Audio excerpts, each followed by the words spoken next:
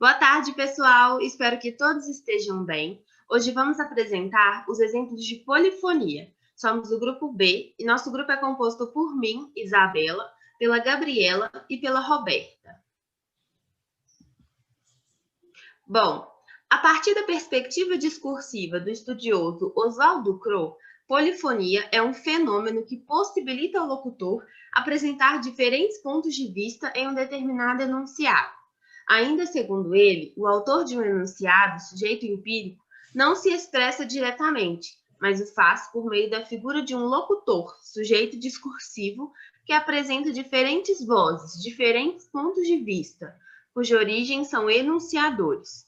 Isso mostra que o sentido de um enunciado nasce da confrontação das diferentes vozes que ali aparecem.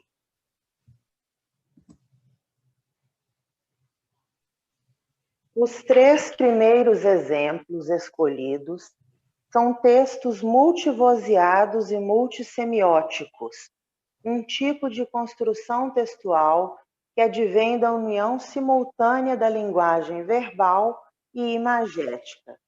São objetos estéticos que se valem das ferramentas tecnológicas para combinar a multiplicidade de linguagens e, dessa forma, extrapolam os limites do ambiente virtual onde inicialmente foram ancorados, sendo encontrados também nos veículos de comunicação impressos. A materialização dos textos em formato digital possibilitou sua maior circulação na sociedade, promovendo ampla divulgação da informação a que eles se propõem. O primeiro texto possui duas logomarcas, evidências linguísticas que nos apontam a Coordenadoria Municipal de Políticas Públicas para a Pessoa com Deficiência e para a Pessoa Portadora de Doença Rara, da Prefeitura de Florianópolis, como sujeito empírico. Por meio do recurso linguístico da polifonia, a voz do locutor está representada no discurso. Deficiência não é adjetivo, em destaque, ao centro, em letras em tamanho maior do que as demais e em cores diferentes também, refutando as outras vozes discursivas no texto, marcadas pelas aspas, pistas linguísticas da presença de diversas opiniões.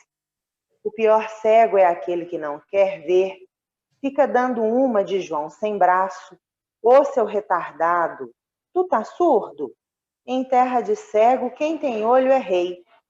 Deixa de ser autista, cara. Que bicho cego! Esses discursos são comumente pronunciados em nossa sociedade de maneira natural e pejorativa, adjetivando a pessoa com deficiência.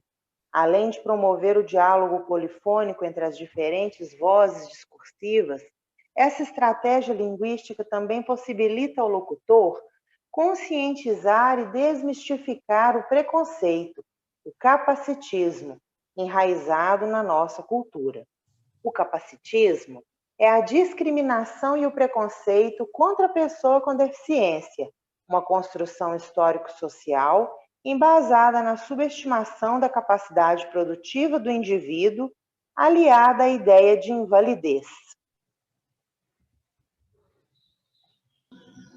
O segundo exemplo traz ao centro a representação de duas mulheres de biotipos completamente diferentes, vestidas com roupas iguais, que projetam indiretamente o discurso do sujeito empírico, Projeto Mulheres Reais. Deduzimos isso pois o texto foi divulgado no perfil eletrônico do mesmo em uma plataforma digital. As mulheres, sem um discurso explícito, apenas através da expressão dos seus olhos, estão traduzindo o discurso em inglês nas suas roupas. Eye Rolling Club, que significa Clube dos Olhos Revirados. As interlocutoras rejeitam as outras vozes discursivas ao redor delas, demonstradas no texto pelos balões de fala em português. É só fechar a boca. Você tem um rosto tão lindo, por que não emagrece? Eu tenho uma dieta ótima para te indicar. Mas e a saúde? Tem corpo de criança ainda. Homem gosta de ter aonde pegar. Você não come, não é? Já pensou em malhar para ficar gostosa?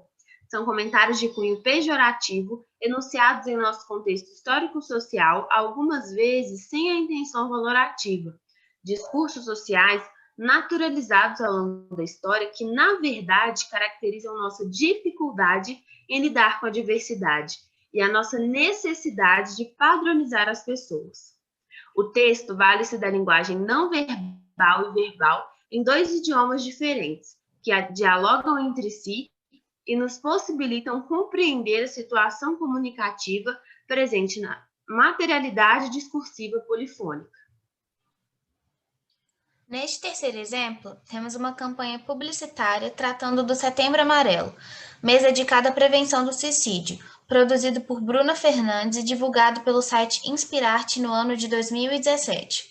O texto mostra a representação de uma garota com um semblante triste, segurando um balão em formato de coração, e atrás dela há um fundo de cor amarela que remete à cor escolhida para a campanha. A cor amarela foi escolhida para homenagear o jovem Mike M., que apresentava sinais de depressão e cometeu suicídio no ano de 1994, dentro de seu Mustang de cor amarela, que era uma de suas maiores paixões. A partir desse ocorrido, os pais do jovem decidiram distribuir cartões com fitas amarelas com a seguinte frase: se você está pensando em suicídio, entregue este cartão a alguém e peça ajuda. Bruna Fernandes, o sujeito empírico, autora dos enunciados presentes no texto, expressa-se através de sujeitos discursivos ali representados. A garota, um desses sujeitos discursivos, segura um balão com o seguinte discurso: alguém pode me ajudar? E apresenta-se como uma locutora, e representa todas as pessoas que sofrem de depressão. Intuímos que a polifonia vale-se do confronto de múltiplas vozes existentes no texto, sendo elas o pedido de ajuda da garota e os comentários negligentes pronunciados por parte da sociedade, que caracterizam as outras vozes discursivas ali representadas. Alguns desses comentários são: você já tentou não ter esse vazio? A vida é difícil para todo mundo. Tente pensar positivo. Para de frescura. É só uma fase. Tenha mais força de vontade. Você só quer chamar atenção. Nosso último exemplo é o poema Operário em Construção, de Vinícius de Moraes, em que percebemos a presença de múltiplas vozes, indício que nos aponta a polifonia como estratégia linguística da composição do texto.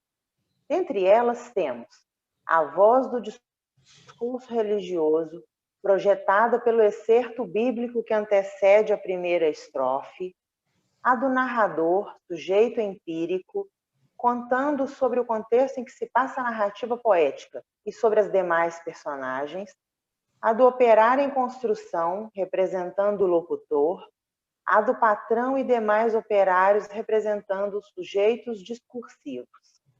Arriscamos afirmar, diante desse estudo, que a polifonia é um dos recursos linguísticos que constitui o projeto discursivo do poema, ao passo que promove o dialogismo entre os diferentes discursos, a exposição dos vários pontos de vista, e projeta as vozes sociais de um determinado contexto da atividade humana.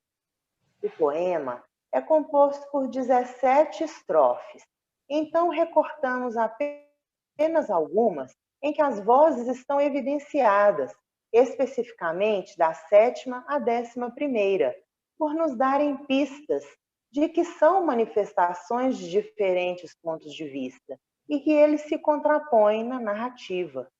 São marcas que o texto oferece ao leitor para reconhecer o encadeamento entre as vozes adjacentes e a voz do emissor, assim como o confronto explícito entre o discurso do operário em construção, do patrão e dos demais operários. E foi assim que o operário do edifício em construção, que dizia sempre sim, começou a dizer não e aprendeu a notar coisas a que não dava atenção. Notou que sua marmita era o prato do patrão, que sua cerveja preta era o uísque do patrão, que seu macacão de Zuarte era o terno do patrão, que o casebre onde morava era a mansão do patrão, que seus 2 pés andarilhos eram as rodas do patrão, que a dureza do seu dia era a noite do patrão, que a sua imensa fadiga era amiga do patrão.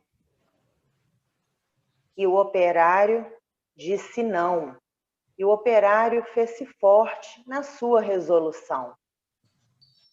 Como era de se esperar, as bocas da delação começaram a dizer coisas aos ouvidos do patrão, mas o patrão não queria nenhuma preocupação.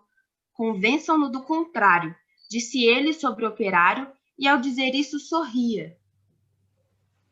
Dia seguinte, o operário, ao sair da construção, viu-se súbito cercado dos homens da delação e sofreu por destinado sua primeira agressão.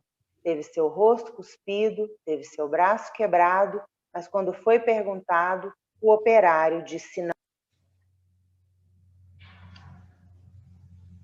Concluímos dessa forma que a utilização de expressões que representam negação ou rejeição, como não é, no primeiro texto, revirando os olhos, no segundo texto, não, no quarto, e a expressão alguém pode me ajudar, no terceiro texto, indicando um pedido que foi negligenciado pelas outras vozes que se estabelecem no texto, revelam um confrontamento de múltiplos discursos. Temos o ponto de vista de negação do emissor, que dialoga com os encadeamentos de pontos de vista positivos das vozes adjacentes confrontadas explicitamente nos textos.